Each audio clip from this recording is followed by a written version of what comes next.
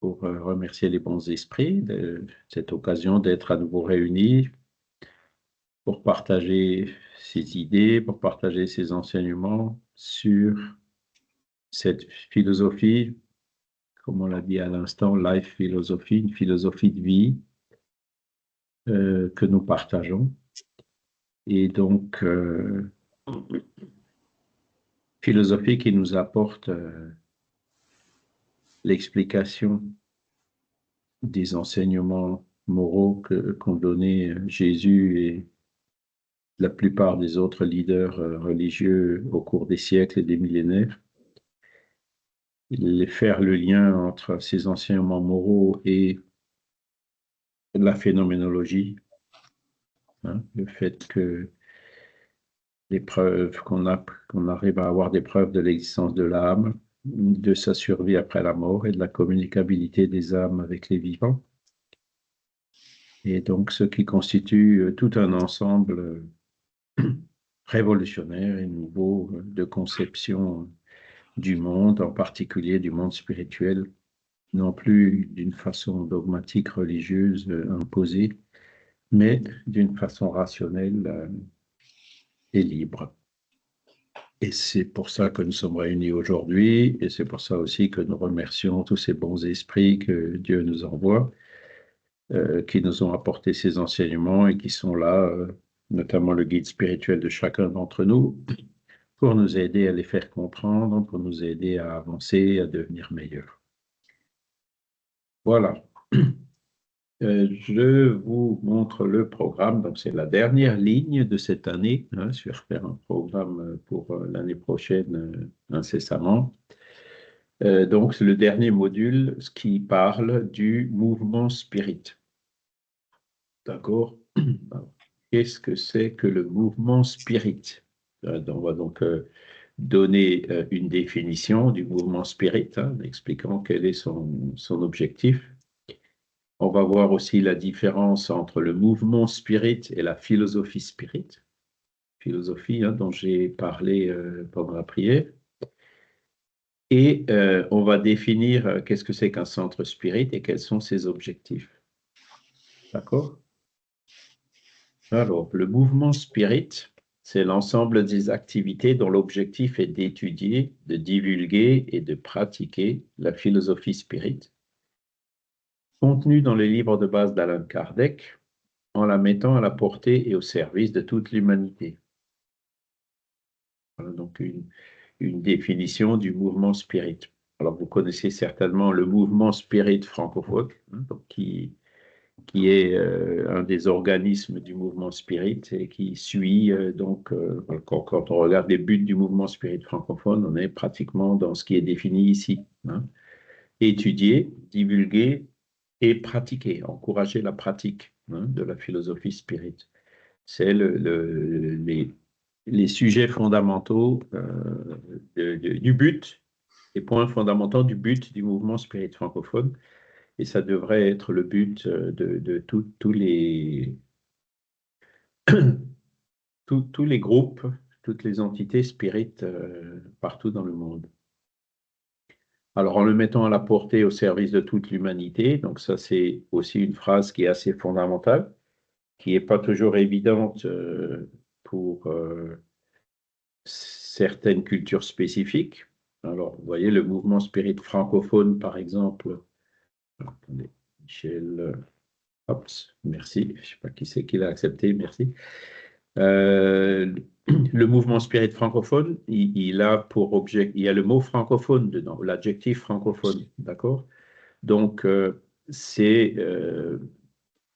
on se limite à la francophonie, mais on couvre l'Afrique, on couvre toute la francophonie dans le monde. Hein, ce n'est pas uniquement la France et la Belgique, etc. Et pourquoi la langue française? Quand on parle d'étudier, de divulguer, quand on étudie et quand on divulgue, on est obligé de le faire dans une langue donnée. Hein. Donc, c'est pour chercher justement les synergies qu'il peut y avoir dans la langue française que le mouvement spirit francophone a été créé. Donc, qu'est-ce qu'il fait? Il fait des livres en français, il fait Il édite des livres en français, il édite des fascicules de cours, des cours aussi en langue française. Hein. Il fait une revue Spirit en français, il fait Radio Kardec en français, etc. Et en fait, il discute et il collabore avec d'autres mouvements similaires dans le monde, même si ça n'existe pas. Il n'y a par exemple pas de mouvement spirit anglophone. Mais bon, il y a une fédération anglaise, il y a une fédération irlandaise, il y a une fédération américaine. Il y a Kardec Radio, vous voyez, on a Radio Kardec et Kardec Radio. Il y a la revue Spirit et le Spiritist Magazine. Hein. Donc, ce sont des initiatives sur lesquelles on s'inspire les uns des autres, même si, évidemment, pour la diffusion, on est obligé on est encore dépendant des langues pour se comprendre entre humains, quoi, entre incarnés. Stéphane?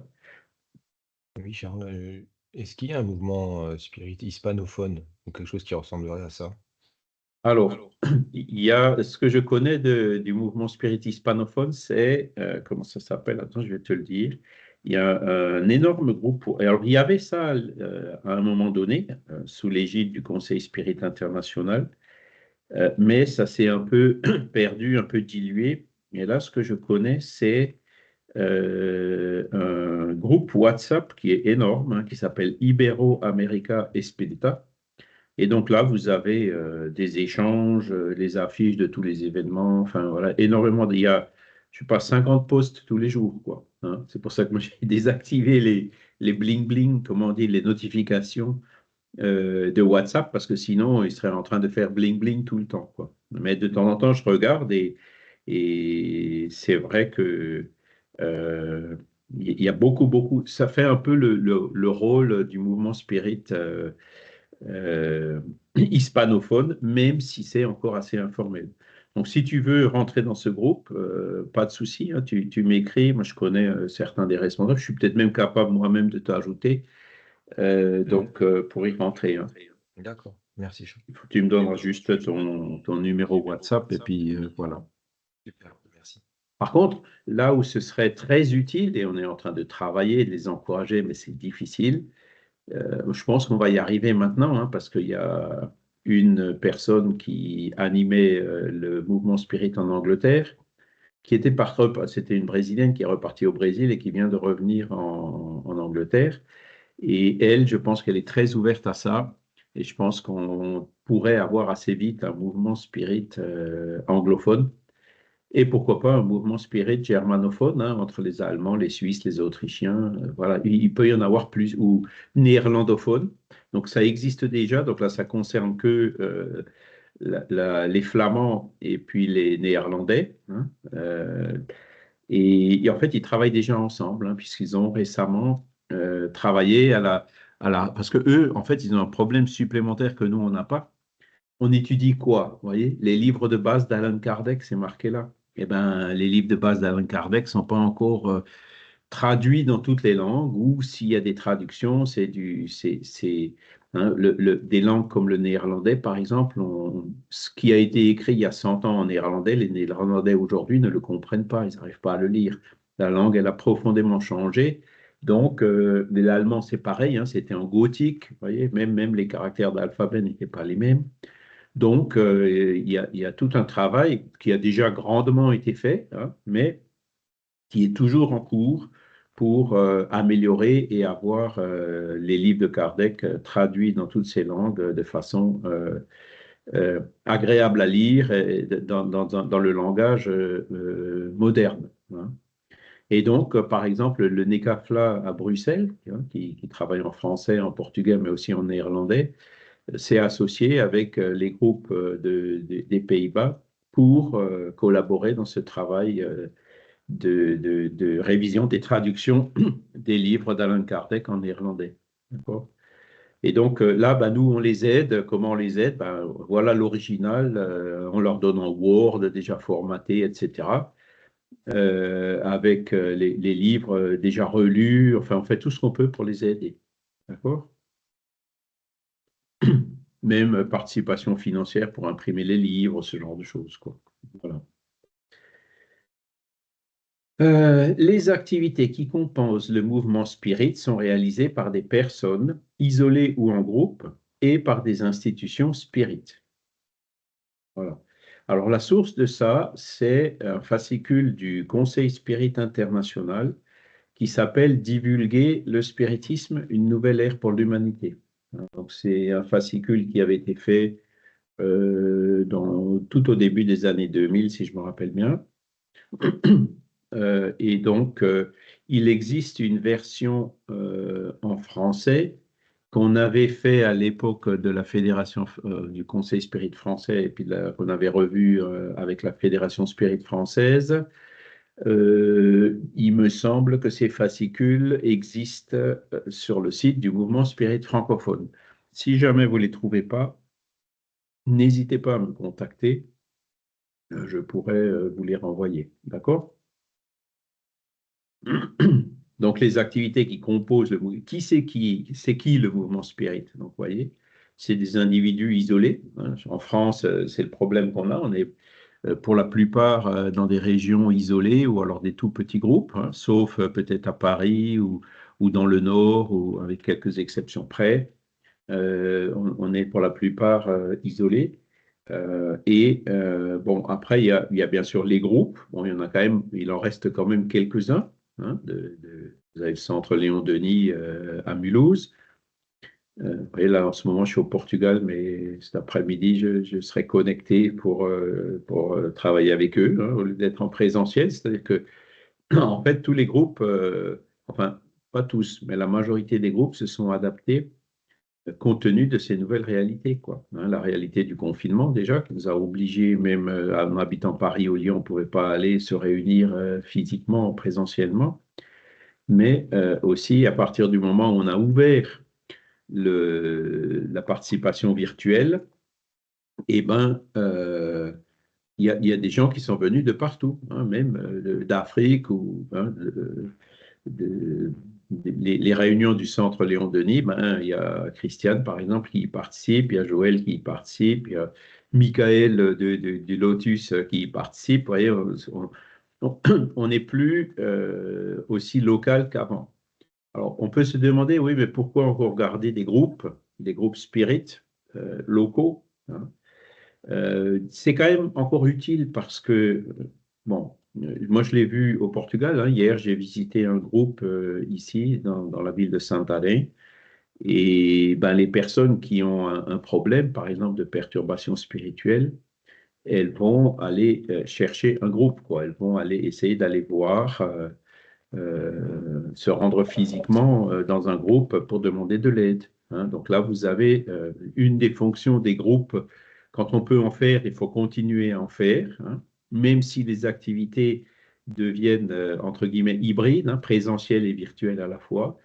Le présentiel est quand même important pour ça, hein, pour recevoir les personnes qui cherchent de l'aide localement, qui veulent une aide présentielle. Le pass magnétique, même si ça marche aussi virtuellement, ben, voilà, c'est des personnes qui viennent pour la première fois, ne comprennent pas forcément toujours et donc préfèrent venir présentiellement. Et aussi, par exemple, ben, pour donner localement des conférences ou des choses comme ça, hein, devant un public local. Voilà, donc les groupes, malgré le fait qu'on puisse se réunir en virtuel, sont quand même encore nécessaires et on les encourage. D'accord? Alors, pour ce qui est des fédérations, là, ouais, le mouvement Spirit francophone, c'est pas une fédération. D'accord? C'est une organisation qui a différents fronts de travail. Sur chaque front, il y a un certain nombre de volontaires qui viennent bénévolement, hein, de façon libre, par leur volonté, pour venir y collaborer. D'accord? Donc, le mouvement Spirit francophone n'a aucune revendication de fédérer ou de représenter une région ou un pays. C'est uniquement pour travailler suivant les objectifs de travail que je vous ai listés. D'accord? Et les fédérations, donc, bon, il y en a toujours eu, hein, il y en a en France, il n'y a pas longtemps, il y en avait encore cinq, hein. Depuis que la Fédération Spirit française a été dissoute, il n'y en a plus que quatre. Et ça montre bien le problème, quoi, hein. C'est que dès qu'il y a des fédérations, hop, depuis Kardec, en fait, c'est comme ça, hein. les fédérations, vous avez toujours à un moment donné des gens qui ont parfois un peu d'ambition personnelle ou qui finissent par s'y accrocher ou qui finissent par imprimer trop fortement leurs idées personnelles à la fédération. Et comme le mouvement spirit est un mouvement par définition libre, hein, puisque une des lois morales, une des 10 lois morales, c'est la loi de liberté, hein, elle fait que ben, si on ne se sent pas en harmonie quelque part, eh ben, on s'en va et on va ailleurs où on se sent en harmonie, hein. Il n'y a pas de... La hiérarchie n'est pas possible dans le mouvement spirit de par ce principe de liberté. D'accord?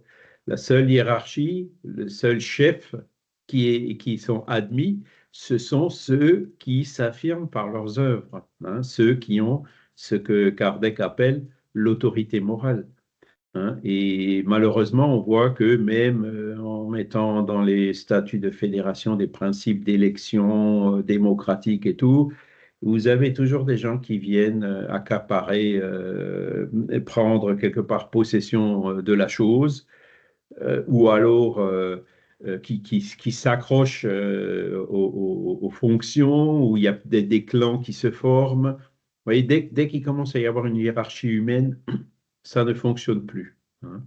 Et puis c'est depuis Kardec que c'est comme ça, hein. Vous avez la Société parisienne des études spirites. On voit très bien l'épisode dans les revues de l'époque, hein. Vous avez des personnes qui ont changé d'orientation, changé d'idée. Voilà, ils ne voulaient plus parler de spiritisme, ils voulaient parler de ce qu'ils appellent le survivalisme, hein. Et donc, ils se sont entendus entre différentes personnes qui sont venues à une assemblée, ils ont pris le pouvoir. Au point que le lendemain, quand Léon Denis, Gabriel Delanne, ceux qui avaient vu la manœuvre et la manigance, sont partis. Ils ont donné leur démission. Et puis au bout de, ça a duré quoi, 6 mois ou un an, et puis la Société parisienne des études spirites, créée par Allan Kardec, dont le président faisait des discours pour critiquer Allan Kardec, vous voyez, a disparu, quoi, hein.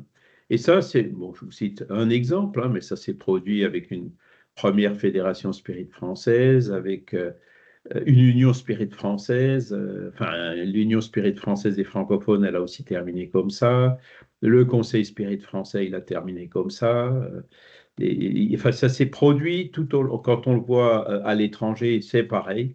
Même le conseil spirit international, là, dont on a cité, dont j'ai cité un fascicule à l'époque où vraiment il faisait de très belles choses.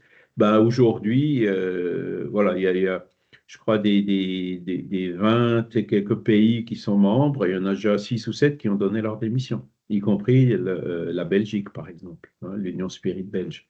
Parce que, pareil, ça a complètement dévié. Au lieu de servir, ils cherchaient à diriger, à commander, à imposer, et puis alors là, ben, au revoir. Et ça ne fonctionne plus. Et c'est là où ça, si vous voulez, j'illustre déjà le point suivant, donc qu'on va voir d'ici peu, c'est la différence entre le mouvement spirit, qui est humain, hein, qui est donc sujet à l'imperfection des hommes, et la philosophie spirit, qui, elle, a été révélée par ce qu'on appelle les esprits de la codification, hein, dirigés par l'esprit de vérité, etc., comme vous pouvez le lire, par exemple, dans les prolégomènes du livre des esprits. Et donc, la philosophie spirit, jusqu'à aujourd'hui, ben, ça tient, hein. Il y a des problèmes de forme, certes, hein, mais dans le fond, on a une âme. L'âme survit après la mort. Elle se communique avec les morts. On se réincarne. Tous les points fondamentaux de la philosophie spirit, y compris les 10 lois morales qui sont universelles, elles n'ont pas une ride, quoi, hein. C'est-à-dire qu'elles ont été établies. Ce sont des principes qui ont été apportés par les esprits et qui sont extrêmement solides, hein, que personne... Alors, il y a des gens qui ne sont pas d'accord, pareil, les humains, hein, encore imparfaits. Ah non, moi, je ne suis pas d'accord avec la réincarnation. L'autre, je ne suis pas d'accord avec la loi de cause à effet, hein. Bon, ce sont des opinions des humains qui sont imparfaits, mais quand on regarde tous ces principes aujourd'hui, moi, depuis que je suis spirit, j'ai cherché des incohérences et des choses qui se contredisent dans ce qu'on appelle la codification spirit. Ça fait maintenant bientôt 40 ans, j'en cherche toujours, je n'ai toujours pas trouvé, hein. Voilà, Vincent? Ouais, La difficulté qu'ont beaucoup de gens, en France en tout cas, je pense que c'est le côté religieux quoi, de la doctrine spirit. Oui. Il y a une empreinte religieuse qui est quand même flagrante, mais je pense qu'on peut aller au-delà de cette empreinte religieuse et comprendre les perspectives que ça permet de donner, quoi. Par exemple, Mhm. il y a une des premières choses qui est donnée dans la doctrine spirit, c'est que Dieu existe. Oui, Et ça, pour beaucoup, c'est c'est choquant déjà parce trop que religieux. il y a beaucoup de gens qui sont pas forcément religieux et qui sont attirés par la doctrine spirit et qui ne croient pas en Dieu, par exemple.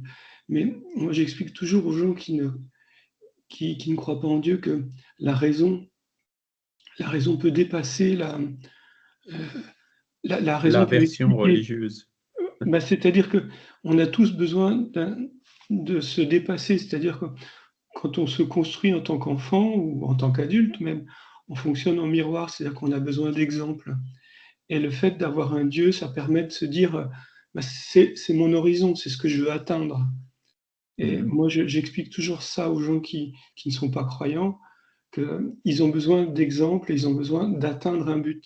Et leur horizon, ça peut être les qualités de Dieu, par exemple. Mhm. Alors ça, tu soulignes un point qui est important, Vincent. C'est vrai que ça, c'est un des problèmes de forme du spiritisme.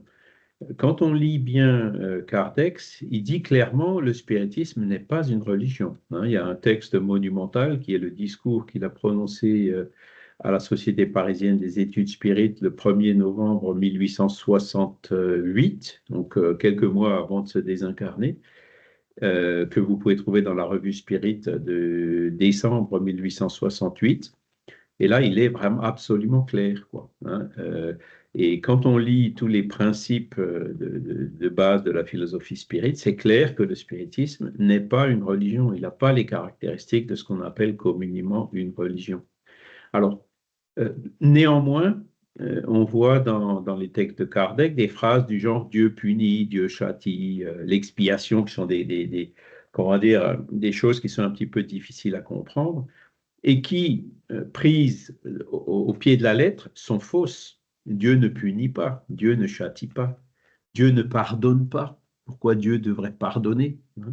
On pardonne quand on est offensé. Pourquoi Dieu devrait dire Dieu ne s'offense pas? Donc Dieu pardonne, ça ne veut rien dire. Et donc ces problèmes de forme, c'est vrai qu'ils bloquent pas mal la perception aujourd'hui. C'est pour ça que c'est extrêmement important quand on diffuse le spiritisme, quand on parle par exemple de Dieu ou quand on parle de Jésus, de les sortir du contexte religieux traditionnel et les mettre, les placer dans un contexte beaucoup plus universel, hein. Jésus, il vaut mieux en parler par ses enseignements, par les exemples qu'il a donnés, que par son nom ou par sa personnalité, hein, sur laquelle on aura toujours des doutes compte tenu de tout le temps qui s'est écoulé entre deux. Donc c'est vrai que faut qu'on s'adapte. Et aujourd'hui, moi, je suis très heureux. Je vous ai déjà parlé plusieurs fois de cette nouvelle notion d'intelligence spirituelle, hein. Vous pouvez rechercher sur Wikipédia, il y a un article qui est très bien fait sur l'intelligence spirituelle, où là aussi, c'est les personnes qui développent ces idées montrent la différence entre la spiritualité et la religion, hein. Quand on va sur Wikipédia toujours dans l'article sur la laïcité, vous voyez très bien qu'ils utilisent le mot religion et spiritualité comme des synonymes, alors que c'est faux, hein. C'est de là que vient toute cette confusion, hein. Le paradigme spirituel, spiritualiste, le fait qu'on ait une âme et puis toutes les propriétés de l'âme, du monde spirituel, ce sont des choses qu'on peut étudier de façon rationnelle et scientifique. Et c'est ça l'ère que Kardec a inaugurée avec l'aide des esprits, donc en se coupant et en étant indépendant de la religion, mais tout en reconnaissant, comment dire, les points positifs de la religion, par exemple les enseignements moraux de Jésus. Stéphane?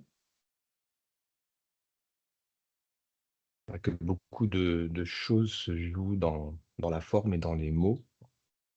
Par exemple, j'ai du mal au sens strict, hein, à imaginer quelqu'un qui serait spirit ou spiritualiste qui se dit strictement athée. Alors, athée, dans le sens où de l'idée d'un Dieu personnel, personnifié, religiosifié, je ne sais pas comment on pourrait le dire, mais je peux le comprendre. Mais athée dans le sens, heu, il n'y a aucune intelligence supérieure qui serait à la manœuvre, ça me paraît plutôt contradictoire et voire Mhm. impossible, en fait, avec quelqu'un qui serait spiritualiste, déjà avant même d'être spirit. Mais là, c'est vraiment l'idée une certaine idée de Dieu qui effectivement est rejetée et ça, on peut le comprendre puisque associé, à des conceptions ou des constructions, liées à des religions, identifiées et institutionnalisées, sans pour autant les critiquer, hein, parce que Mhm. chacun peut mener sa croyance, comme il le souhaite, évidemment. Tout à fait, hein, c'est être athée dans le sens, on rejette le Dieu anthropomorphe, vengeur, qui s'est trompé en faisant un ange déchu qui a donné le diable avec l'enfer éternel et tout. Ça, on peut très bien le comprendre, hein. Et athée, comme tu le dis, dans le sens cause première et tout, c'est vrai que c'est plus difficile à concevoir. Ça peut se concevoir quand même, c'est là où il faut toujours être ouvert et tolérant on ne comprend pas toujours tout de suite. On est humain, donc il nous faut parfois un peu de temps pour comprendre. Et il y a sur ce qui est de la conception de Dieu, moi j'ai toujours eu des difficultés de comprendre, par exemple, la position des bouddhistes, hein. Donc ils sont très spiritualistes, ils sont euh, ils font beaucoup de bien, etc. Mais la conception de Dieu selon les bouddhistes, personnellement, je ne comprends pas. Et on a fait un article dans une des revues Spirit il y a quelques années, hein, justement sur bouddhisme et spiritisme, où là j'ai enfin compris, quoi, parce que c'est plus un problème de culture, une manière de voir les choses, une manière de comprendre les choses, qui fait que, les bouddhistes disent que Dieu est inconnaissable, et puis là-dessus, ben, on est d'accord, hein. Les spirites sont d'accord que la nature intime de Dieu, on ne peut pas la comprendre. Mais néanmoins, l'existence d'une intelligence suprême et d'une cause première, on peut la comprendre en suivant les raisonnements tout à fait scientifiques à l'occidental, je dirais, hein. Alors que les orientaux, ils ont des raisonnements qui arrivent quelque part aux mêmes conclusions que nous, mais en passant par des chemins différents. Et donc, c'est là où il faut avoir cette ouverture, hein. Mais effectivement, quelqu'un qui se dit spirit et qui rejette. Parce que après, bon, vous savez, il n'y a pas d'examen, hein. Il y a beaucoup de personnes qui se disent spirit et qui parfois ne connaissent rien du spiritisme, hein. Hein, vous avez des médiums, par exemple, commerciaux qui se disent spirit, ils comprennent le mot spirit dans un autre sens que nous, hein. Et ça, bon, c'est pour ça que je vous disais tout à l'heure, on ne veut pas de chef, mais il n'y a pas non plus de contrôle, de test pour vérifier. Hein, vous êtes tous là avec votre cœur et tout. Voilà. Il y a beaucoup de. Ce que j'ai connu aussi, c'est des personnes qui étaient spirites et qui d'un coup le sont plus, hein. Ça arrive. Des personnes qui abandonnent le spiritisme pour diverses raisons. Moi, mon raisonnement par rapport à ces personnes-là, c'est qu'en fait, elles n'étaient jamais vraiment spirites. Elles n'avaient jamais vraiment compris le spiritisme. Voyez? Parce qu'à partir du moment où on a vraiment compris que le ciel, que la terre et le soleil, ou que la terre et la lune s'attirent, bon, ben voilà, on revient, on connaît les lois, on revient plus dessus, quoi. Et là, bon, pourtant, hein. Donc, l'explication que je peux en avoir, c'est celle-là, quoi. C'est que Ouais, mais ces tout ça, ça personnes. dépend de la position sociale aussi. Après, il y a des convenances, il y a comment dire, les conséquences morales qui peuvent en contredire, contredire les habitudes, les personnes qui ne sont pas prêtes à avancer, à tirer toutes les conséquences de la philosophie spirit. Il peut y avoir plusieurs raisons, hein. Et d'ailleurs, Kardec les a bien listées, hein. Quand il parle des différentes catégories de spirit, il est très clair. Maintenant, il faut juger personne, hein. On n'est pas là pour évaluer, ah bah tiens, moi je suis, toi t'es ça. Non, non, chacun fait son chemin à son rythme, hein, et aura à rendre compte à sa propre conscience, hein, mais surtout pas à des soi-disant dirigeants spirites, justement, qu'on ne veut pas. On ne veut plus de chef dans le spiritisme. Enfin, moi, en tout cas, je ne veux plus de chef dans le spiritisme, hein. Je voudrais des leaders, hein, ceux qui s'affirment par leurs œuvres. Vincent? Je crois que dans la philosophie spirit, il y a quelque chose d'essentiel, c'est que ce qui prévaut en dehors du fait de se dire spirit, c'est de progresser individuellement. Mhm. Le fait de se dire spirit, ça n'a pas de sens en soi. Ce qui est important derrière C'est de tout, l'être. tout ben c'est de comprendre un peu les lois spirituelles, essayer de les comprendre, essayer non seulement de les comprendre, mais de les intégrer à sa vie.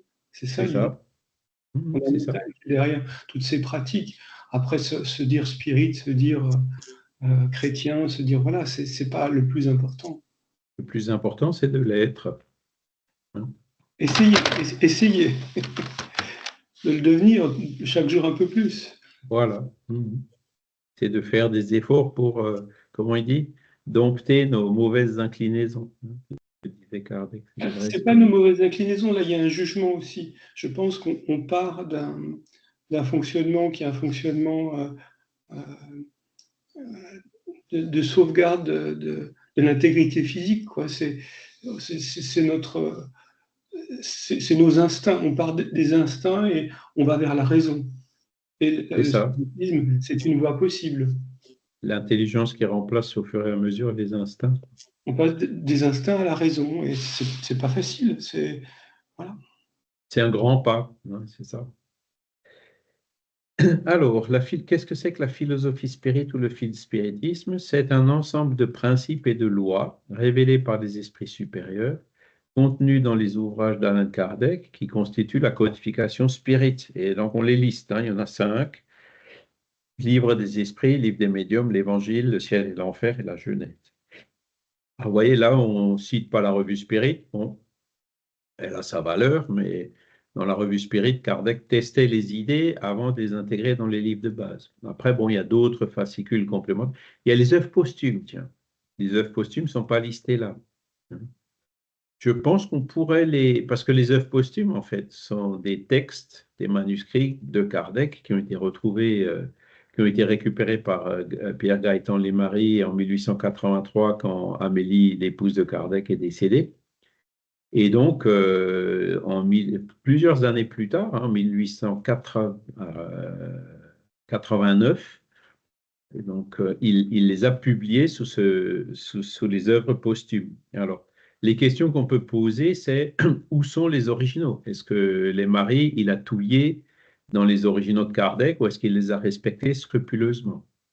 Alors, il y a un seul original qu'on a retrouvé de tout ce qui a été publié. Alors, beaucoup de choses qui sont publiées sont probablement justes. Pourquoi? Parce qu'elles ont déjà été publiées dans les revues Spirit de 1869, 1870 par d'autres que Lesmarie. Voyez? Donc, une grande moitié de ce qu'il y a dans les œuvres posthumes avait déjà été publié avant. Donc, bon, tout indique, même si on n'a pas les originaux, que le texte original a été respecté. Amélie était encore là, etc. Par contre, dans la deuxième partie, hein, on a trouvé un original et de cet original, Lesmarie a fait des modifications dedans. Voyez, donc ça, c'est ce qu'on appelle une violation du droit moral. Hein. Vous n'avez pas le droit de changer un texte d'Allan Kardec et de continuer à dire que c'est Allan Kardec qui l'a écrit. Hein, c'est un mensonge. Voyez, et il y a une convention de Berne qui l'interdit. Hein, donc, et la deuxième chose, c'est dans tous ces textes d'Allan Kardec, il y en a certains qu'il avait préparés et qu'il gardait avant de publier. Pourquoi? Parce qu'il n'était pas sûr, ou parce qu'ils n'étaient pas mûrs, ou parce qu'il attendait des confirmations. Il attendait justement de satisfaire le critère d'universalité de l'enseignement des esprits. Hein. Et donc, qui dit que tous les textes qui ont été publiés, Kardec les aurait publiés de son vivant? Voyez. Et ça, tout ça, ce sont des questions assez fondamentales qu'on peut se poser. Donc, c'est pour ça que les œuvres posthumes ont de la valeur. Hein. Il y a des textes qui sont formidables dedans, hein, notamment le fameux Liberté, Égalité, Fraternité. Hein, mais il faut prendre les œuvres posthumes toujours avec beaucoup de précautions compte tenu de ces éléments que je viens de vous citer. D'accord? Donc, c'est pour ça que, bon, ceux qui sont dans le roc, c'est ceux qu'il a publiés de son vivant. Là, bon, il les a publiés, donc on ne commet pas d'irrégularité en le faisant. À un détail près, hein, c'est que les versions qu'on trouve du ciel et l'enfer et de la Genèse depuis 140 ans, hein, jusqu'à ce que le mouvement spirit français, justement les publics, ce sont des versions qui ont été révisées et publiées après sa mort, hein, Ciel et l'enfer et la Genèse. Et ça fait beaucoup de polémiques au Brésil, parce qu'il y en a qui disent, ah ben voilà, ça a été adultéré, il y en a qui ont touillé dedans, c'est pas Kardec, et d'autres qui disent, et puis je pense qu'ils amènent quand même des éléments assez forts, que c'est effectivement Kardec qui, de son vivant, avait déjà fait ces révisions, quoi, hein. Mais dans le doute, au niveau du mouvement spirit francophone, la Genèse et le ciel et l'enfer, vous trouverez les premières éditions, celles qui ont été publiées par Kardec de son vivant. D'accord? Parce que, toujours pareil, ben, si on avait une preuve, hein, que c'est bien Kardec qui a fait toutes les modifications, on pourrait les publier. Mais comme on n'a pas ces preuves, ou comme on n'a que 90% de certitude, ben, les 10% qui est quelqu'un qui est touillé dedans, on préfère ne pas prendre le risque. Et, bon. Alors, cela dit, si vous avez toujours lu les versions révisées, ne vous inquiétez pas, hein. Les différences dans le contenu sont minimes, et puis même les livres révisés sont aussi bons, aussi excellents. Il y a même eu des corrections évidentes, et des éléments supplémentaires qui avaient été publiés dans la revue Spirit entre-temps. Donc, bon, vous voyez, les révisions sont quand même solides et de bon livre. Mais si on ne veut pas prendre le risque de commettre une violation du droit moral, il est plus sûr d'imprimer celles qui sont déposées à la Bibliothèque nationale de France avec sa signature. Vous voyez, celles-là, on est sûr. Celles qui sont venues après, notamment la Genèse, elle est venue en 1892, hein, plusieurs années plus tard, pardon, 1872. On peut avoir des doutes légitimes sur le fait qu'elles ont été touillées, même si il y a une Genèse révisée de 1869 qui a été trouvée à la bibliothèque de Neuchâtel. Le seul exemplaire qui a été trouvé dans le monde, c'est donc une Genèse révisée avec la date de 1869. Vous voyez, c'est bon. Alors, tout ça bon, je vous passe un peu les détails, mais voilà, ces 5 livres, vous les trouverez tels que Kardec les avait écrits, publiés par le mouvement spirit francophone. Alors, Vincent. Juste pour parler justement de ce corpus de départ qui est utilisé par le spiritisme, ça devient un petit peu un évangile, quoi. C'est-à-dire qu'on ne peut pas toucher à ces documents, on a du mal à les... Alors après, il y a une interprétation officielle, ça devient c'est un peu comme l'évangile, quoi. Ça devient une interprétation officielle du spiritisme de ces textes. On ne peut pas déroger à un certain dogme, on peut le dire comme ça, une certaine façon de l'interpréter. Et quelque part, c'est dérangeant parce que comment progresser si on ne peut pas avoir un regard critique par rapport à ce qui a été écrit? Et comment peut-on réactualiser ce qu'il y a dans ces textes pour s'en emparer à l'heure actuelle? Parce que c'est quand même des textes qui sont écrits au 19e siècle avec un état d'esprit qui est quand même très différent de ce qu'on peut vivre maintenant. Et ça crée aussi des gros problèmes d'acceptation. Alors, je ne parle même pas pour ma génération à moi, mais quand j'en parle avec mon fils qui est né dans les années 2000, c'est les dinosaures, quoi. Et encore, les dinosaures, c'est récent, quoi. Jurassic Park.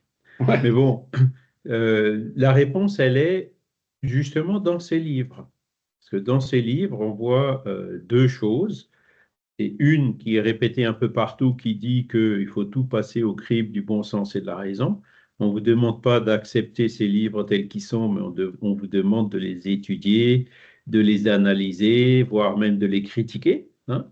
Donc ça, c'est justement ce caractère hétéronome, hein, et non plus, non, pardon, le caractère autonome, hein, et non plus hétéronome du spiritisme.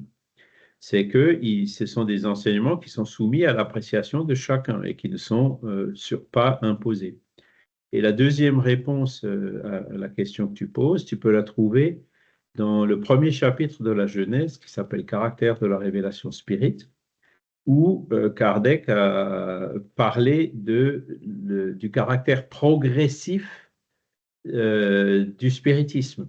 C'est-à-dire, il dit clairement si la science, ou s'il est admis ou démontré que le spiritisme s'est trompé sur un point, le spiritisme change et s'adapte sur ce point, tu vois. Donc, c'est pas écrit dans la pierre, hein, ce sont des enseignements qui sont évolutifs. Alors, là, c'est pareil, je me suis dit, bon, ben ouais, c'est bien, là, il y a une porte qui est ouverte. Et donc, il y a eu beaucoup d'autres ismes, des gens qui disent, ah ben non, ça, c'est pas comme ça, c'est autrement. Mais l'observation qu'on fait donc, depuis ces 160 ans que ces livres ont été publiés, c'est que chaque fois que ça s'est produit, c'était des opinions personnelles, des gens qui disaient ah non, moi je crois que c'est plutôt autrement, etc. Ce n'était pas des démonstrations scientifiques, des choses qui faisaient une certaine unanimité, tu vois. Les choses qui font une certaine unanimité, ce sont les problèmes de forme, comme j'en ai déjà parlé, hein, le fait que Dieu punit. Littéralement, c'est faux. C'est une contradiction. Dieu ne punit pas.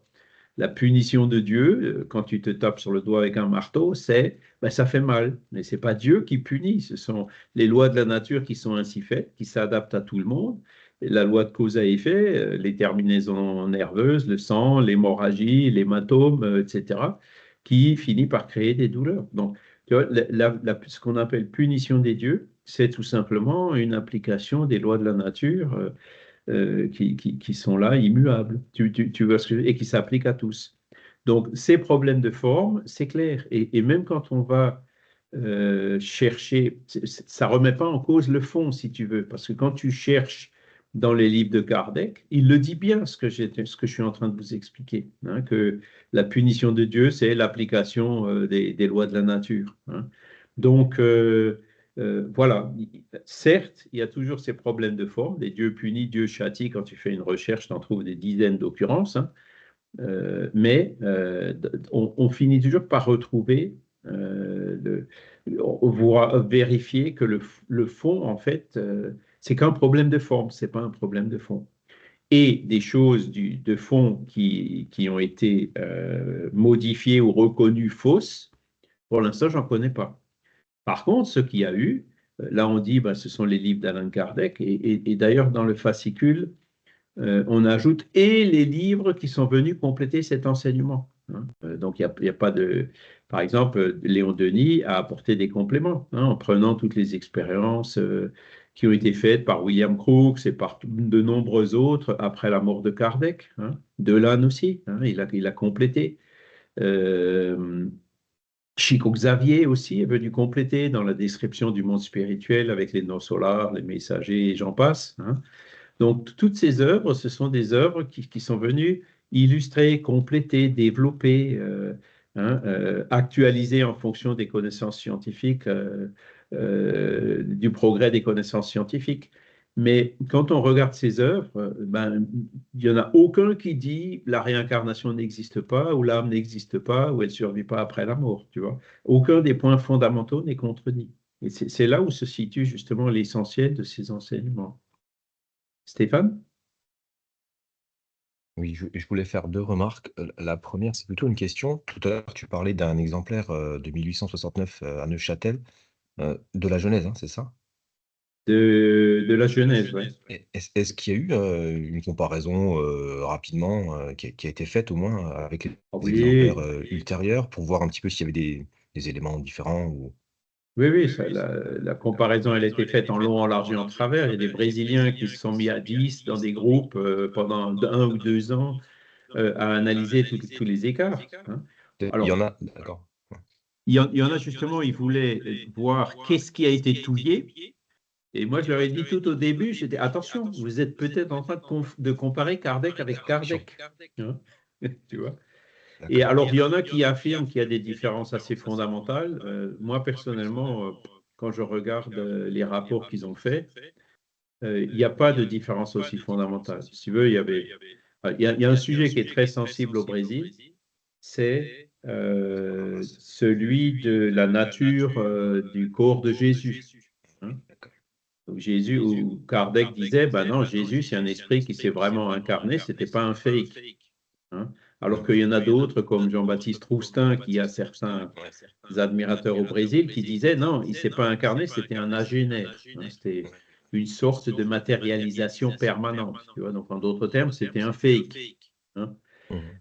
Bon, alors Kardec, il démontre ça dans la Genèse. Alors, il y a 10 paragraphes où il en parle. Bon, ben, il y a le dernier paragraphe qui a été supprimé. Mais il y a quand même encore les 9. Tu vois, c'est suffisamment clair. Le 10e, il était peut-être redondant, inutile.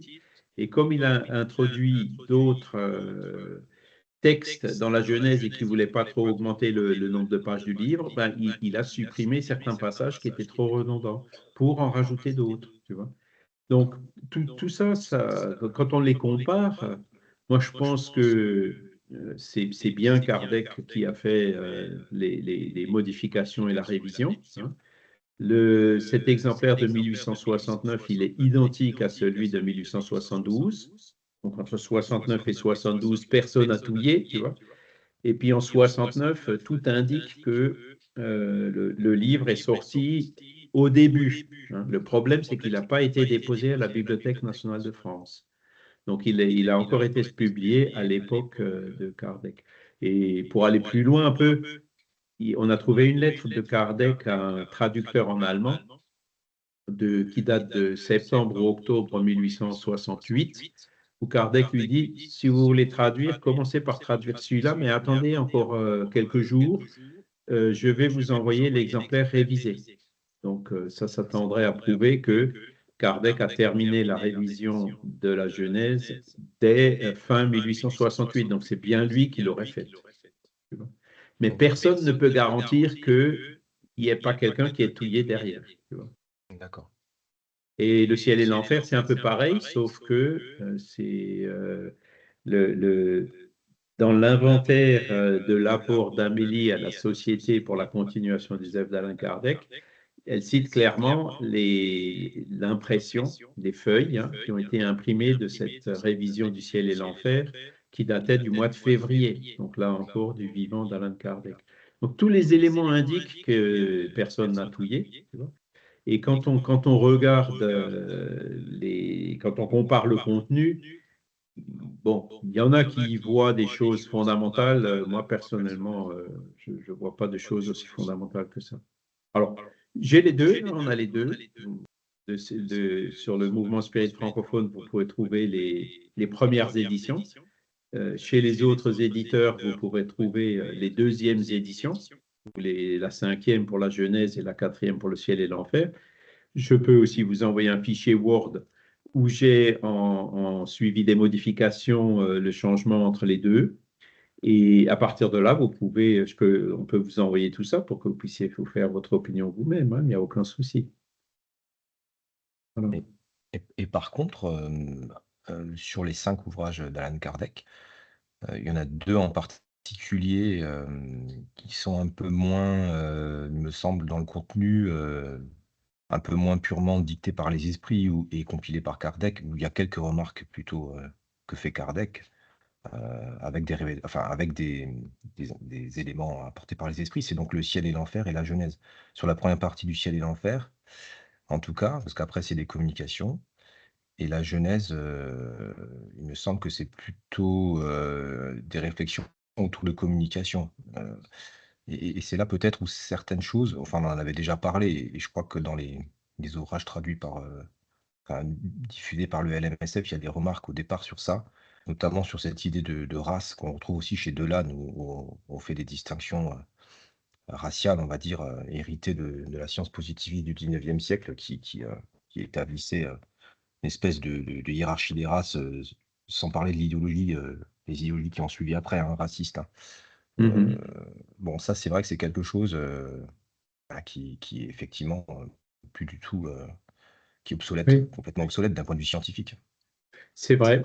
Et c'est là où il faut. Ça, c'est un autre problème qui s'est présenté, hein, notamment au Brésil, où ils voulaient faire interdire les livres de Kardec par ce motif-là. Donc, c'est parti en justice et finalement, les livres de Kardec n'ont pas été interdits. C'est que Kardec, il utilisait les concepts de la science de son époque. Quand tu veux parler par exemple, parler de race. Hein. Et la science, à l'époque de Kardec, admettait qu'il y avait des races supérieures et des races inférieures. Donc la science, à cette époque-là, était raciste. Kardec, quand il parle, quand il cite les concepts scientifiques, évidemment, il utilise ces concepts, ces termes de la science, qui, heureusement, aujourd'hui, sont complètement bannis. La science a complètement changé de position dans l'intervalle, mais qui, quand on les lit aujourd'hui dans la forme, on ne les utilise plus comme ça. Dans la Genèse, il y a clairement un endroit où Kardec cite cette notion qu'il existerait des races supérieures et des races inférieures, en citant la science. Maintenant, quand on va dans le fond de l'enseignement spirit, on voit très bien que tous les arguments contre le racisme sont là.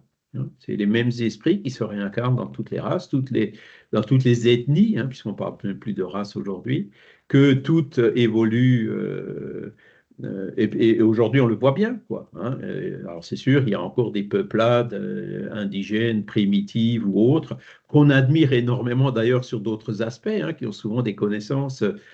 Les laboratoires y envoient vous utilisez telle feuille pour telle chose, et ensuite vont analyser toutes les molécules qu'il y a dans la feuille pour développer des nouveaux médicaments, quoi. On apprend beaucoup de ces peuplades, mais qui effectivement sont restés isolés pendant très longtemps, etc. Mais bon, il y en a de moins en moins, puisque, comment dire, ce sont les mêmes esprits qui s'incarnent partout. Donc, le spiritisme a apporté les meilleurs arguments contre toute forme de discrimination raciale, en disant que aujourd'hui on est incarné dans une race caucasienne, mais hier ou demain on pourra être incarné dans une race noire, jaune ou autre.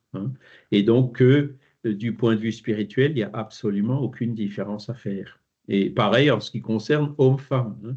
Le spiritisme a été une des plus grandes sources d'inspiration du mouvement féministe. Et Dieu sait qu'à l'époque, il y en avait des discriminations. Michel? Je voudrais revenir sur la question de Vincent, parce qu'elle était vraiment intéressante, cette question du dogme. En fait, je pense que le LMSF, il s'attache surtout à pouvoir éditer des livres dont on est sûr qu'ils ont bien été écrits par Allan Kardec. Et en fait, je pense que c'est ça ce que ça voulait dire la discussion précédente.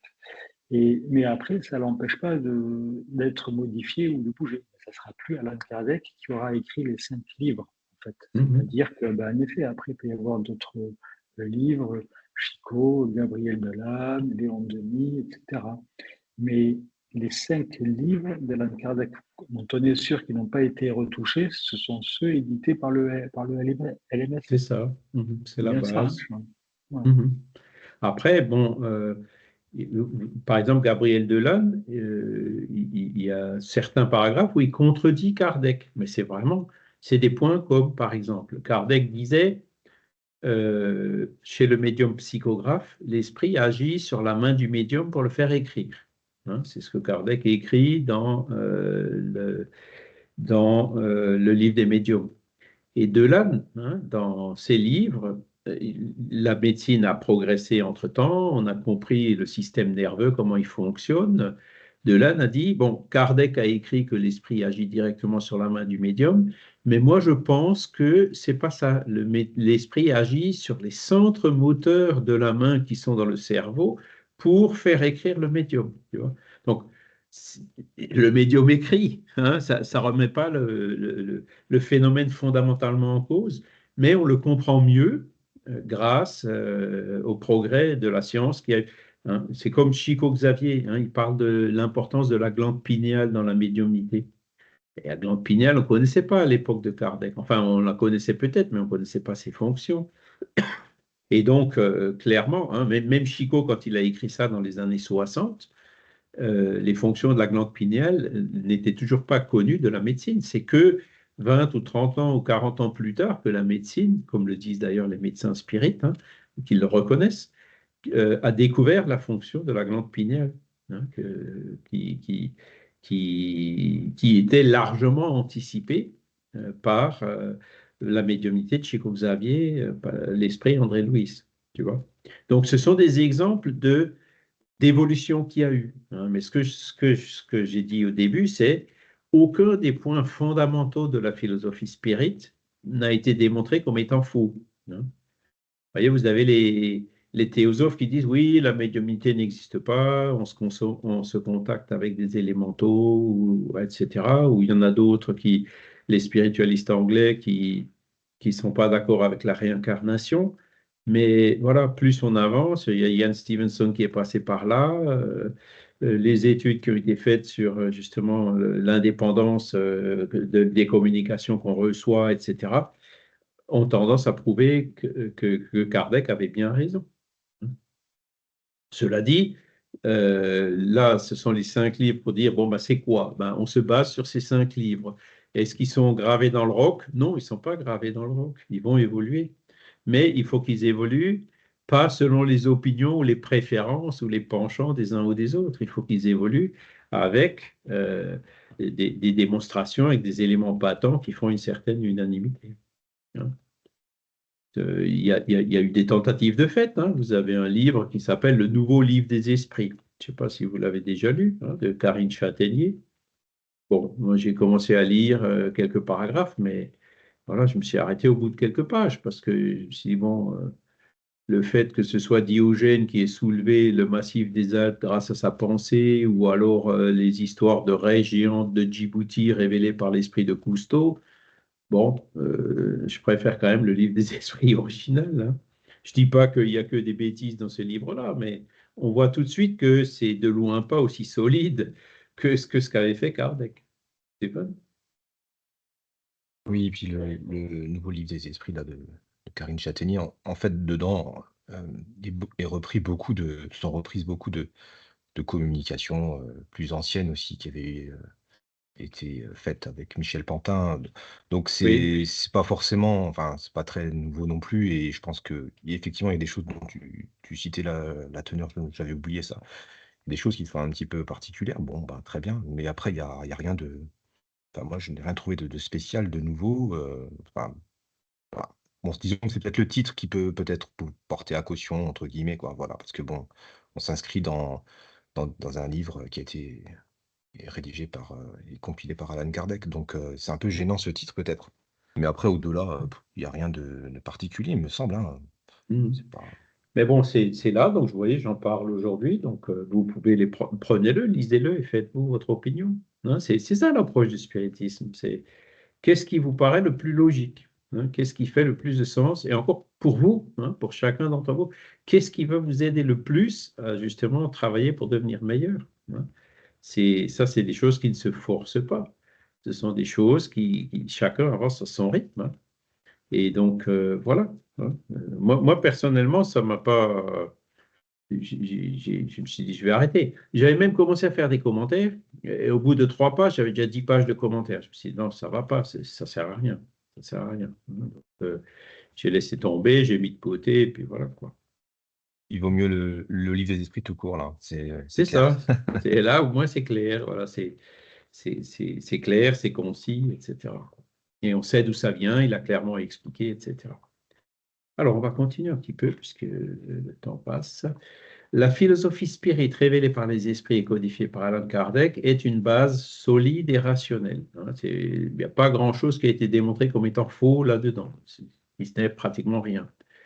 Malgré son caractère progressif et évolutif et des millions de studieux et d'opposants, aucun de ses principes fondamentaux n'a pu être remis en cause à ce jour. Après plus de 150 ans d'existence, on peut mettre 160, par contre, le mouvement spirit est composé d'humains, donc sujet à l'imperfection des hommes.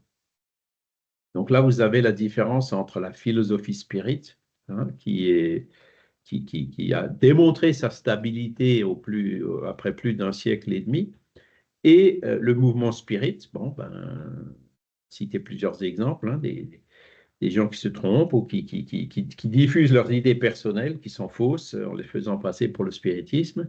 Voilà, comme le spiritisme n'interdit rien, c'est un mouvement libre et tout, voilà, tout le monde a déjà écrit n'importe quoi et d'ailleurs sur le spiritisme. Et d'ailleurs, quand vous regardez la définition de spiritisme dans Wikipédia, il faudrait que j'y retourne, il paraît que ça a un peu changé. Il y avait en gros écrit tout ce que n'importe qui, n'importe quand, a un jour dit et écrit sur le spiritisme, c'est le spiritisme. c'est quand même gonflé comme pour Wikipédia. Hein. Je dis, bon, c'est quand même un néologisme qui a été inventé par Alan Kardec. Il faudrait au moins citer ça. Et je crois que j'avais réussi à le faire mettre. Mais la définition, la page spiritisme dans Wikipédia, elle est pas neutre et objective. Par contre, après, vous avez ce qu'on a aussi réussi à faire, c'était une dizaine d'années, on a réussi à mettre une autre page qui s'appelle Spiritisme, entre parenthèses, Alan Kardec. Et là, par contre, vous avez les informations correctes, quoi. Mais quand vous cherchez sous spiritisme tout court, c'est un espèce de fourre-tout où n'importe qui un jour fait n'importe quoi en disant que c'est du spiritisme, ils disent, bah ça fait partie du spiritisme. Bon, on voudrait fausser une idée, on ne ferait pas autrement, quoi. La Wikipédia est là pour donner de l'information neutre et objective. Donc ça vous montre bien qu'il faut faire attention à tout, même Wikipédia, hein, tout ce qu'on peut lire sur Internet. Voilà. Et beaucoup de choses, beaucoup des aspects du spiritisme n'ont pas encore vraiment été compris. Voilà. Et donc, même à l'intérieur du mouvement spirit, vous pourrez trouver des gens qui vous racontent des carabistouilles, qui parlent de leurs idées personnelles en les faisant passer pour du spiritisme, alors qu'en fait, non, quand on y regarde de plus près, on se rend compte que ce n'est pas tout à fait ça.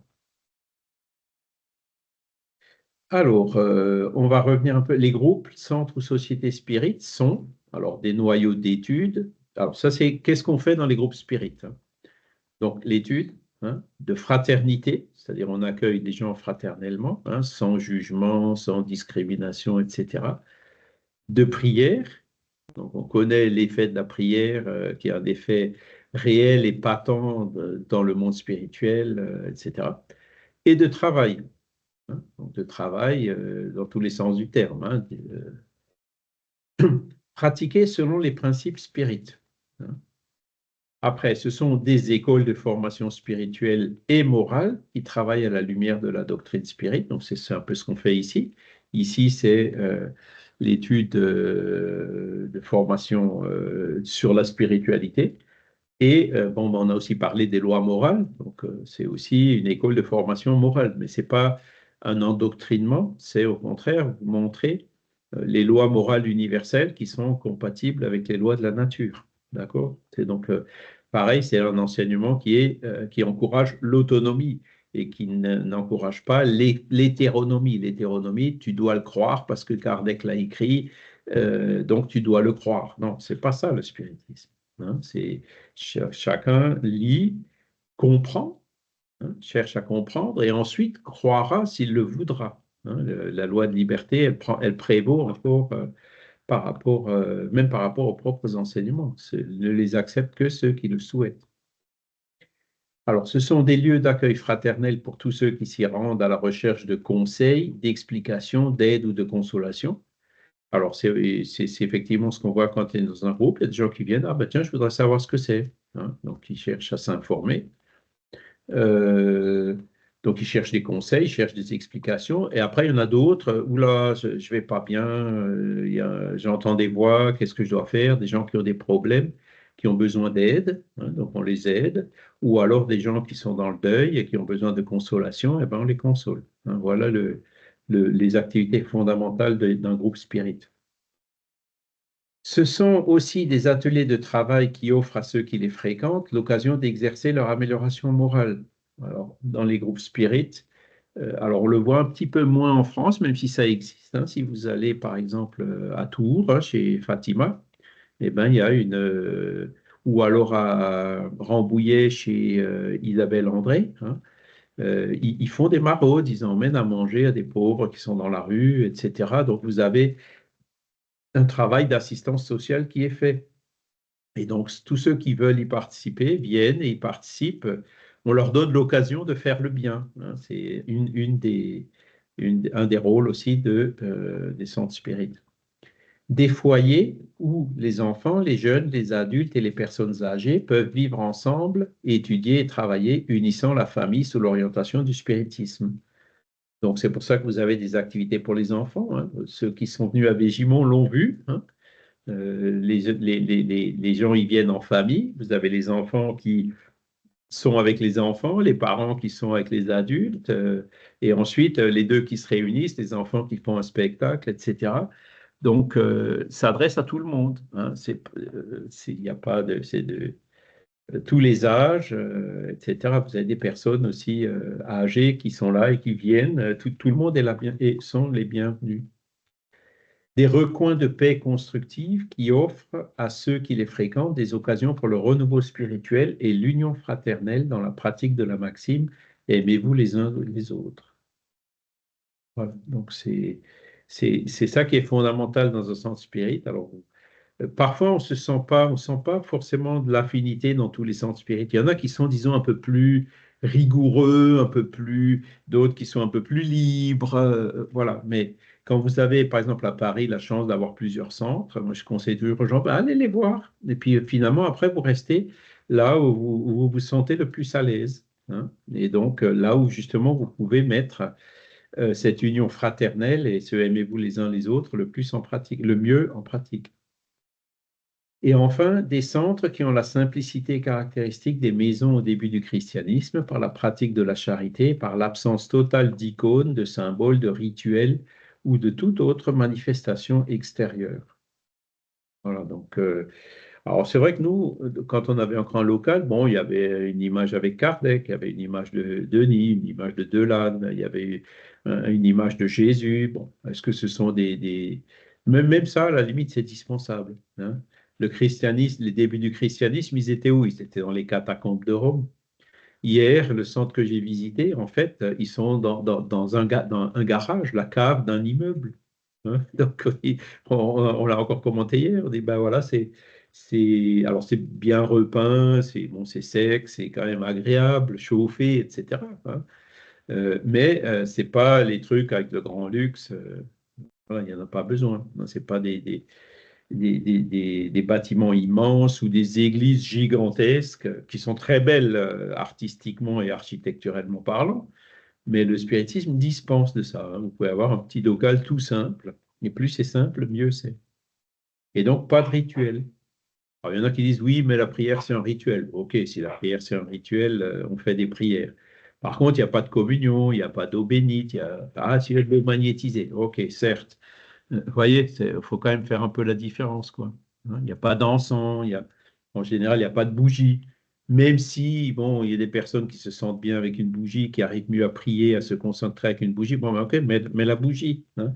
Donc là, il y a beaucoup de tolérances qui sont faites, qui existent, mais pour montrer que ces choses-là ne sont pas indispensables. Euh, ensuite, ce sont les unités fondamentales du mouvement spirit. Voilà. Le mouvement spirit, en fait, c'est pour ça que je disais au début, les groupes, c'est important. Il faut essayer de les conserver, il faut encourager leur création parce qu'ils font tout ce travail qu'on vient de voir et c'est en présentiel. Maintenant, voilà, il y a de plus en plus de groupes qui font ce genre de travail, aussi en virtuel. Et comme on est en train de le faire ici, hein, dans le temps, c'était un cours dans une salle. Aujourd'hui, bon, bah, c'est toujours un cours dans une salle, même si on n'est pas physiquement présent. On est quand même spirituellement ensemble, bon, grâce à la technologie, etc. Et le dernier point, donc, ces groupes correspondant entre eux, se visitant, se transmettant leurs observations, peuvent dès à présent former le noyau de la grande famille spirit qui ralliera un jour toutes les opinions et unira les hommes dans un même sentiment de fraternité, scellé par la charité chrétienne. Alors là, vous voyez, ça vient du livre des médiums, et on voit scellé par la charité chrétienne. Donc on se dit, ah, ben, il faut être chrétien pour être spirit. Non, c'est encore un problème de forme. Hein. La charité chrétienne, donc les enseignements moraux donnés par Jésus, c'est un exemple. Hein, mais on pourrait très bien mettre ici la charité tout court, où vous avez des musulmans qui se rencontrent entre eux. Voilà, hein, c'est ouvert à tous. Hein. Mais ce qui est important, c'est de montrer qu'il faut éviter de rester isolé, hein, ou de rester.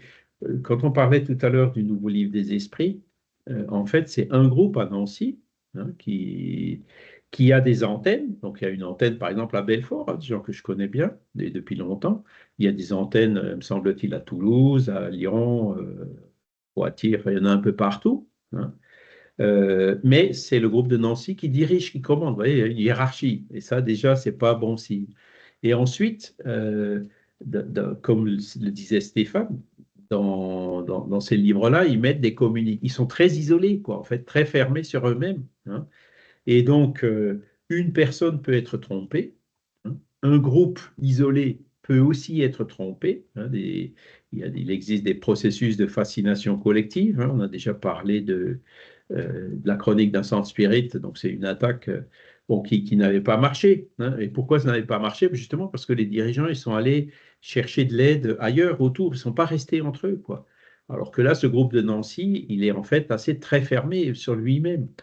Quand j'étais allé là-bas dans les années 90, on m'a dit, ah, vous avez entendu parler du spiritisme au Brésil? Bon, si vous voulez venir chez nous, il faut oublier tout ce que vous avez entendu au Brésil et puis recommencer à zéro. Et donc ça, j'ai dit, oups, ça, je le sens pas bien. Vous voyez. Il y a ce genre d'attitude où, en fait, quand on analyse aussi les communications qu'ils ont reçues, vous avez des communications signées Kardec, Jésus, qui, voilà, on peut légitimement avoir énormément de doutes si c'était bien Kardec ou si c'était bien Jésus qui a donné ces communications-là. Ça, c'est justement les inconvénients de rester en cercle fermé. Dès que vous vous ouvrez aux autres, là où vous pouvez être trompé par des esprits, il y en a d'autres qui vont regarder et voir, bah, écoute, non, ça, là, je le sens pas, ça n'a pas la caractéristique, etc. D'où donc cette nécessité de rester ouvert hein, et de ne pas rester en cercle fermé.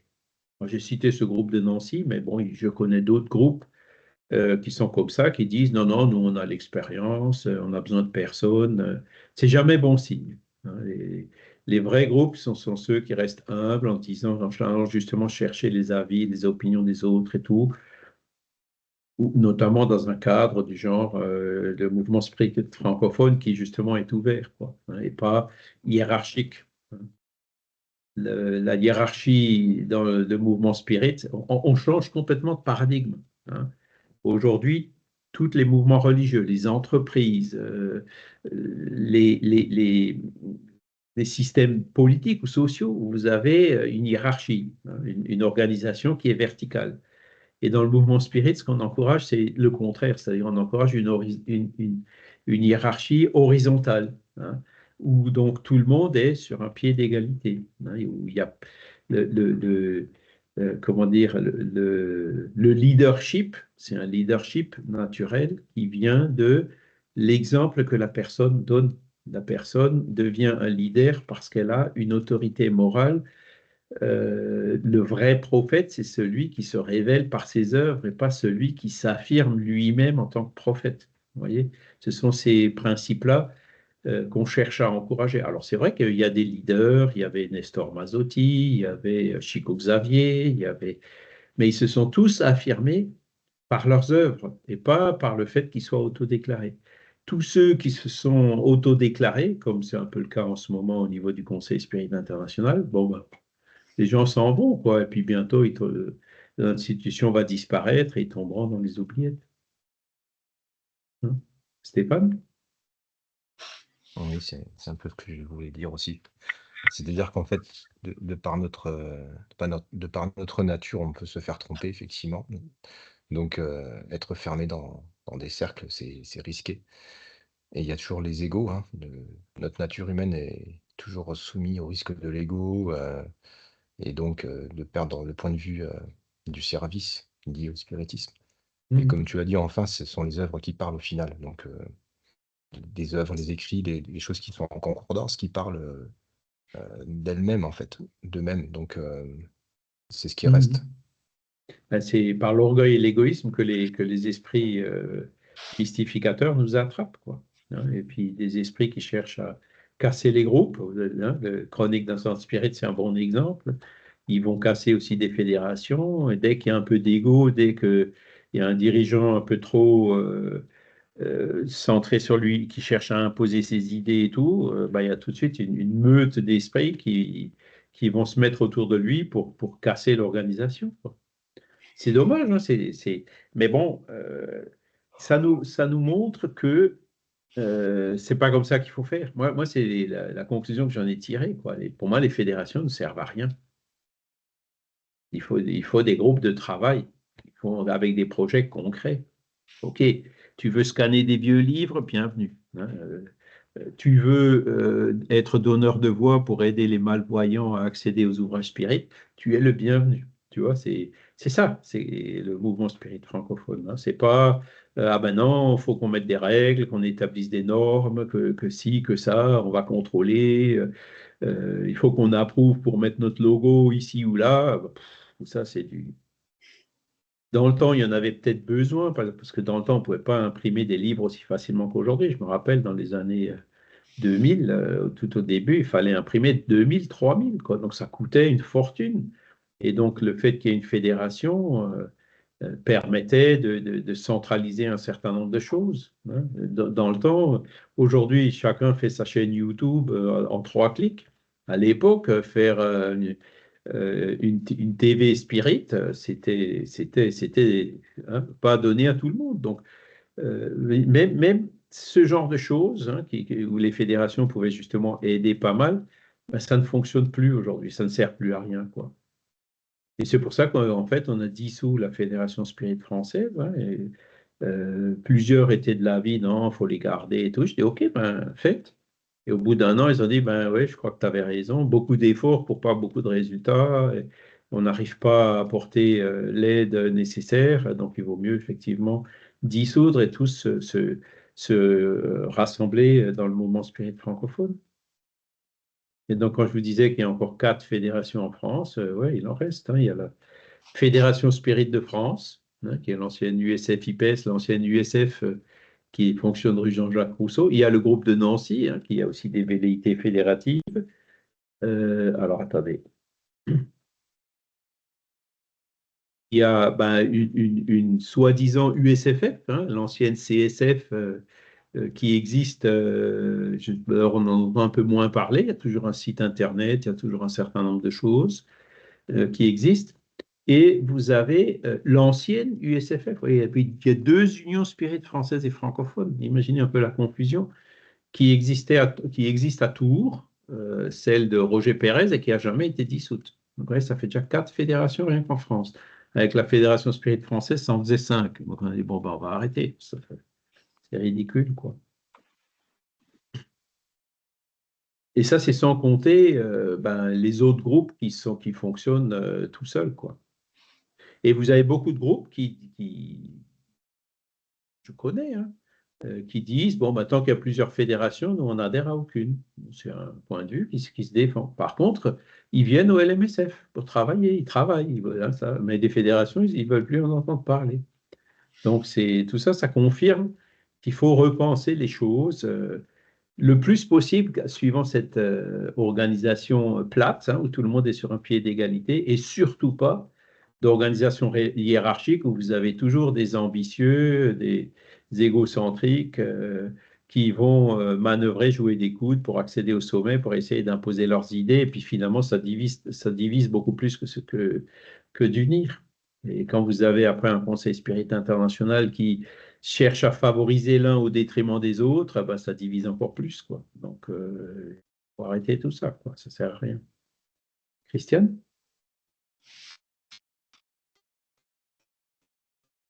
Oui, ce que je voulais vous dire, c'est que moi, je me sers de l'USFF parce que c'est le seul groupe, à ma connaissance, qui propose des prières pour les personnes qui désirent.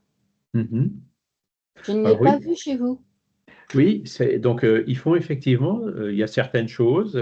C'est pour ça que je dis que ça sert à rien, mais bon, ça n'empêche pas le groupe de Nancy, par exemple, fait de bonnes choses. L'USFF fait, par exemple, ses groupes de prière. Hein, je crois que c'est 1 fois par semaine, si je me rappelle bien. Non, c'est Quelque pas chose. tout à fait ça. En fait, ça se passe sur Internet. Vous déposez une prière pour une personne que vous connaissez et vous avez 48 heures. Ça paraît pendant 48 heures. Et à la fin, on vous dit qu'il y a eu tant de personnes qui ont prié pour la demande de prière. Ah, Voilà. d'accord. Bon, ben voilà, c'est un système de. Bon, pourquoi pas? C'est une bonne idée, effectivement, quoi. Oui, C'est parce une que bonne si ça idée. existait chez vous, je l'aurais fait chez vous. Ben, ouais, c'est vrai. Bon, si vraiment, comment dire, il y a une demande et qu'on arrive justement à réunir quelques personnes pour le faire, on le fera. Hein. tout ce qui est bon, tout ce qui est positif, alors c'est pas non plus copier ou chercher à prendre la place des autres, hein, pas du tout, hein. C'est pour aider, hein. Le Bien but du sûr. mouvement spirit francophone, c'est ça. Donc merci de l'avoir signalé, effectivement. Et c'est certainement pas la seule bonne chose qu'il faut que ces différentes fédérations font, hein. L'Union Spirit de France fait certainement aussi de très bonnes choses. Même si chez eux, on ne parle pas beaucoup de Kardec, hein. La dernière fois que j'étais à rue Jean-Jacques Rousseau, déjà, bon, il faut payer l'entrée, alors on peut comprendre, hein, parce que le local qu'ils ont doit quand même leur coûter bonbon tous les mois. Maintenant, après, bon, vous avez des médiums qui font de la voyance et qui distribuent leur carte de visite. Alors là, je suis un peu moins, je suis parti, quoi. Hein, je ne suis pas resté. Moi, je n'y vais que pour les prières, hein, c'est tout. D'accord. Mhm. Alors, il ne faut pas confondre, hein, Union Spirit de France, c'est rue Jean-Jacques Rousseau à Paris, et USFF, c'est une entité différente, hein. Je crois que c'est une personne du Nord qui est dirigeante en ce moment. J'avais une autre main, mais je ne me souviens plus. Alors, il y avait, je ne sais pas, demande à Charles. Alors, c'était quoi? Eh ben, c'est Euh, Michel a répondu. En fait, c'était pour la biographie d'Alan Kardec. C'est Lydia qui avait posé la question. D'accord. Mhm. Alors, des biographies d'Alan Kardec, il y en a deux qui sont. Alors, il y a la biographie historique de Henri Sauce, hein, biographie d'Alan Kardec écrite par Henri Sauce. Euh, il- il- donc, il l'a écrite en 1890 par là, hein, et donc elle est ressortie, révisée jusqu'au début des années 1920. Mais il y a des erreurs dedans, hein. Il y a des choses que Henri Sauce affirme et qui sont absolument pas prouvées ou même voire démontrées comme étant fausses. Après, il y en a une deuxième qui est bien meilleure. Elle est en deux volumes, hein. C'est Alan Kardec, l'éducateur et le codificateur, qui est écrite par Zeus von Thuil et Francisco Thyssen, qui a été traduite en français en 2004 à l'occasion du bicentenaire. Là, c'est un travail beaucoup plus fouillé, beaucoup plus profond qui a été fait. Et donc, ces deux volumes, vous les trouverez chez Jean-Pierre Pipineau sans problème, hein. On en a pas mal encore. Justement, à l'époque où il fallait en imprimer 5000. Donc, voilà, il en reste encore aujourd'hui.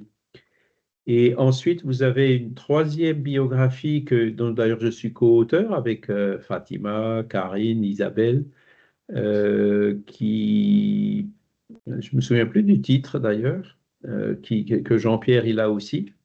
Je suis co-auteur et je me souviens plus du titre, hein. Ou je pense que c'est Alan Kardec et le spiritisme. Voilà.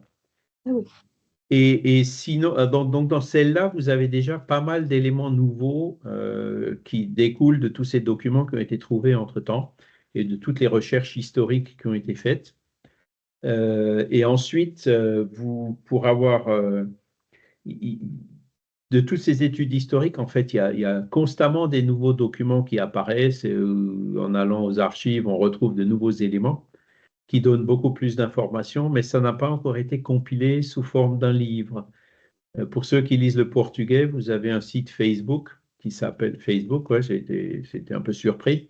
CSI Images et Registres du Spiritisme, alors c'est écrit en portugais, où là vous avez plus d'un millier de posts avec différentes informations de tout ce qui a été trouvé sur Alan Kardec dans le temps, avec le temps. Aujourd'hui, si on voulait écrire une biographie d'Alan Kardec, il faudrait plusieurs volumes de 1000 pages, hein, c'est quelque chose d'énorme. Donc, on se pose un peu la question de comment faire, comment synthétiser, rassembler quelque part toutes ces informations qui ont été trouvées. Et l'idée, j'avais l'idée à un moment donné, mais qu'on n'a pas encore réussi à mettre en pratique, de faire vous savez, Wikipédia, en fait, c'est une structure que vous pouvez utiliser. Vous avez Wikiloc ou Wikidoc ou Wikisi, Wikisa. Et là, l'idée, c'est d'utiliser justement cette structure pour faire un wiki Kardec, ou donc avec toutes les facilités de recherche et aussi toutes les facilités où les personnes peuvent venir et contribuer à apporter des nouveaux éléments, des nouvelles informations. hein, parce que il y a tellement de choses que une personne seule n'arrive pas à tout faire, quoi. Il faut que ce soit là aussi un travail d'équipe. Et donc, le fait d'avoir un site comme ça permettrait de... Parce que ces volumes de 1000 pages chacun, là, le lendemain, il serait déjà faux, ou il y aurait déjà des choses à rajouter ou à rectifier dedans, quoi, hein. Parce qu'on trouve constamment, avec la digitalisation des archives et des documents, on trouve de plus en plus de choses. Ça s'est un peu ralenti ces derniers temps, mais on en trouve toujours. Par exemple, il y a des Brésiliens qui sont... Normalement, c'est un groupe qui suit Paul de Tarse, hein. Donc, ils sont allés à Tarse, ils sont allés à Éphèse. Et l'année dernière, cette année plutôt, ils voulaient aller à Jérusalem. Bon, ils n'ont pas pu y aller, hein, compte tenu de la guerre en cours. Et donc, ils ont dit, bon, ben, on ne va pas aller à Jérusalem, on va aller à Paris.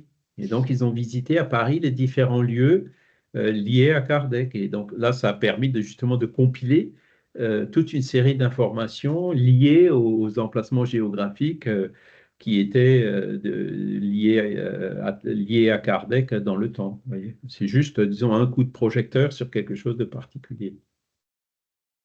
Merci beaucoup. Merci Voilà. pour l'information. Mais de rien. Et vous avez, pas juste un exemple, le premier livre de Kardec, il mettait l'adresse 117 rue de la Harpe. Alors pour ceux qui connaissent un peu Paris, la rue de la Harpe, elle est toute petite, hein. Elle commence librairie Gibert, là, tout au début du boulevard Saint-Michel, et puis elle s'arrête au boulevard Saint-Germain, ça va pas bien loin, hein. Et ça s'arrête au numéro 25, ça va de loin pas jusqu'au numéro 117. Donc c'était où le 117? Alors, jusqu'à il y a peu de temps, tous les gens, ils allaient filmer la rue de la Harpe avec le numéro 25. Voilà, c'était là. Eh bien, quand vous allez aux archives municipales, vous trouvez les plans de l'époque. Et on voit la rue de la Harpe, en fait, il n'y avait pas le boulevard Saint-Germain. Celui-là, il est venu que dans les années 1860 avec Haussmann. Et donc, à l'époque, la rue de la Harpe était beaucoup plus longue.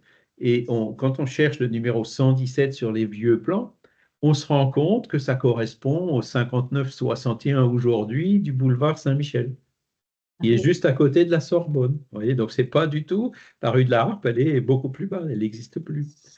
Et il y a plein de choses comme ça qui, si vous voulez, voilà, et quand vous voyez ces bâtiments, donc on peut voir aussi l'histoire des bâtiments, toutes ces choses-là maintenant sont. Donc là, vous voyez le champ infini des recherches, hein. Mais quand on regarde ces bâtiments, on voit que l'encadrement des portes est ancien, a été conservé de l'époque, mais tout le reste du bâtiment a été refait. Et donc, ça, voilà. Alors, bon, à quoi ça sert? Voilà, ben, il y a des gens qui ont voulu le voir, ils sont allés le voir, et puis on leur a donné toutes ces informations-là.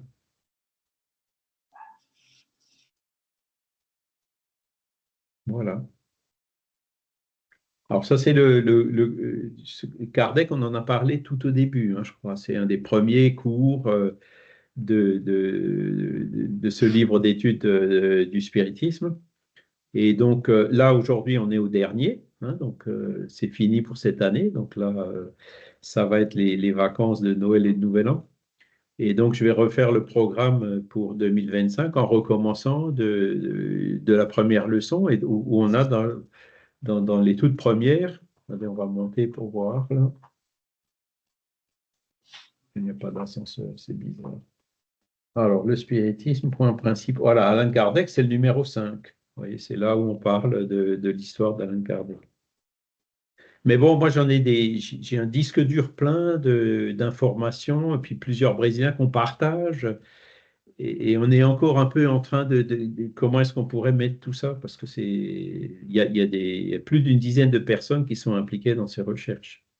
Et donc, pour ceux que ça intéresse en France, pourquoi pas.